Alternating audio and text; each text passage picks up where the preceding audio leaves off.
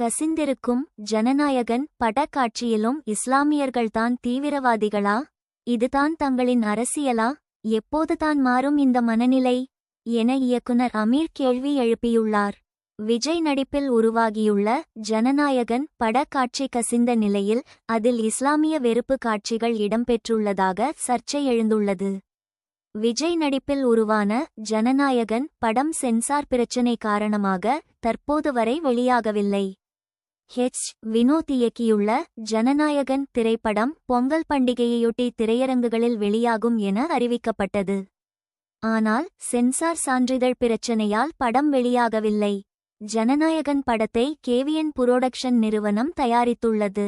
Pooja Hegde, Bobby Deol, Priyamani, Mamitha Baiju உள்ளிட்ட பலர் நடித்துள்ள இந்த படத்துக்கு அனிருத் இசையமைத்துள்ளார். இந்நிலையில் தேர்தலுக்கு பின் படம் திரையரங்குகளில் வெளியாகும் என கூறப்பட்டது. இதனிடையே நேற்று ஜனநாயகன் படம் இணையதளங்களில் கசிந்தது. இதனால் படக்குழுவினர் அதிர்ச்சியடைந்தனர். சட்டவிரோதமாக படம் வெளியான நிலையில் திரைத்துறையினர் பலரும் இதற்கு கண்டனம் தெரிவித்துள்ளனர். மேலும் இது தொடர்பாக கடுமையான நடவடிக்கை எடுக்கப்படும் என தயாரிப்பு நிறுவனம் தெரிவித்துள்ளது.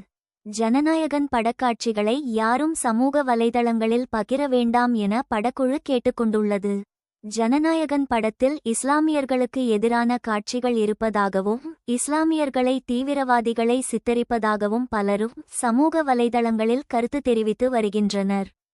வெடிகுண்டு வைக்கும் கதாபாத்திரத்திற்கு இஸ்லாமிய தோற்றமும் அந்த நபரை பாய் என அழைக்கும் வசனமும் இடம்பெற்றுள்ளதாக கூறப்படுகிறது. இந்நிலையில் இயக்குனர் அமீர் தனது வாட்ஸ்அப்பில் பதிவிட்டுள்ள ஸ்டேட்டஸில் கசிந்திருக்கும் ஜனநாயகன் பட காட்சியிலும் இஸ்லாமியர்கள்தான் தீவிரவாதிகளா? இதுதான் தங்களின் அரசியலா?